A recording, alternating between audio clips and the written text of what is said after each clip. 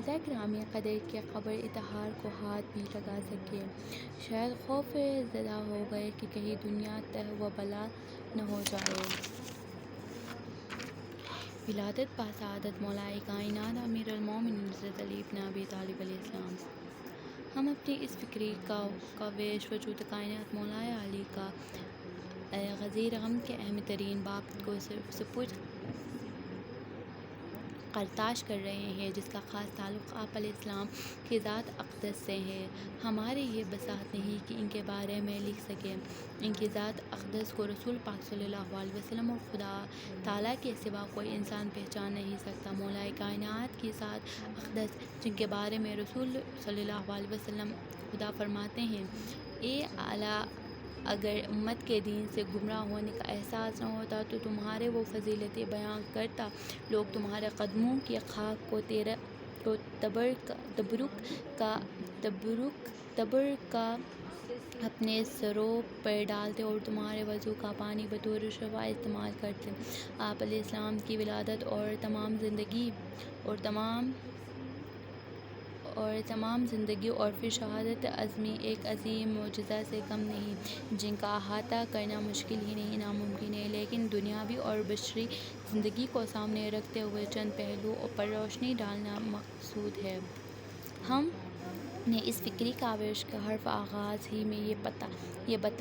بتانے کی کوشش کی تھی کہ بچپن سے ہی ہم کو آپ علیہ السلام کی ذات اقدس سے والہانہ لگاؤ رہا ہے، اور پھر فوجی زندگی میں تو ہر طرف آپ علیہ السلام کے نام ڈھنکنے بجتے تھے۔ ہماری فوج کا زندگی نعرہ بھی نعرہ حیدری یا علی رہا ہے، اور اسی نعرے کا بھرپور جواب دیتے ہوئے دشمن پر جان توڑ حملہ کیا جاتا تھا۔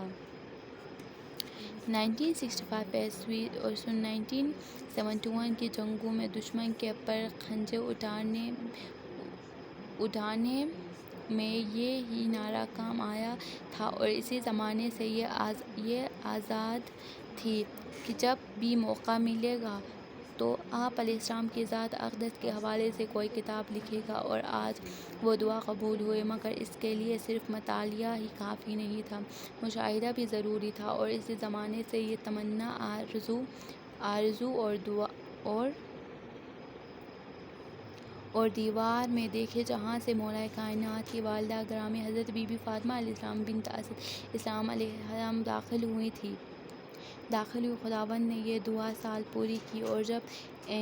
1430 عیسوی میں ایک معجزاتی اور شکر ادا کیا، اور پروردگار عالم نے ایک نہیں بلکہ 2 عمرے کرنے کا شرف بخشا، ایک رجب المرج کا، دوسرا اور شعبان المعظم کا تھا۔ آپ کی ذات اقدس کے بارے میں بے شمار کتب لکھی گئیں، اور تمام دنیا کے دانشوں اور آدمیوں اور فقہا نے حضرت محمد کی سیرت طیبہ کے بعد جتنا آپ علیہ السلام کے بارے میں لکھا، وہ اس دنیا کی کسی اور ہستی کے بارے میں نہیں لکھا۔ ان کا ذکر اس کے باب کے آخر میں درج کرے گا۔ پروردگار عالم احسن الخالقین ہے، یعنی بہترین خلق کرنے والا۔ اس نے بڑی ہی حکمت عملی سے یہ کائنات خلق کی، اور بہت ہی خوبصورت سے میں وسعت کا اندازہ عقل انسانی نہیں کر سکی۔ موجود سائنسی علوم نے بہت ترقی کی ہے، اور نت نئی تحقیق اور ٹیکنالوجی سے انسان کے قدم چاند تک پہنچ چکے ہیں، اور اب وہ دوسرے سیاروں کی تسخیر کی طرف تیزی سے گامزن ہے، اور بے شمار سیارے اور سیارچے خلا میں بیٹھ چکا ہے۔ جو مریض مشتری اور دوسرے سیاروں پر اپنے قدم جمانے میں مصروف ہیں، ہم ان باتوں کو واضح کرتے چلیں کہ جو لوگ تحقیق اور علم حاصل کرنے میں مصروف رہے ہیں، وہ ایک دن ضرور کامیاب ہوتے ہیں، اور آج کے دور کی بجلی، telephone, television, radio, computer technology, mobile phone, یہ سب انسانی تحقیق اور تگ و دو کا نہ بولتا ثبوت ہے، اور جن لوگوں نے اپنی عقل کی تسخیر دنیا یا دنیاوی علوم کے لیے استعمال کیا وہ کامیاب رہے اور موجودہ سائنسی ایجادات کرنے میں کامیاب رہے، لیکن اب وہ جو انسان خلا کو تسخیر کرنے میں ہمہ وقت مصروف ہے وہ کیوں ہے؟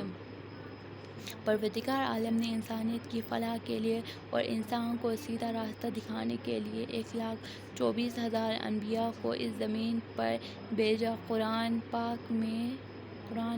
میں بہت ہم کم انبیاء کا تذکرہ ملتا ہے اور ان میں سے بھی چند اولو العزم پیغمبر گزرے۔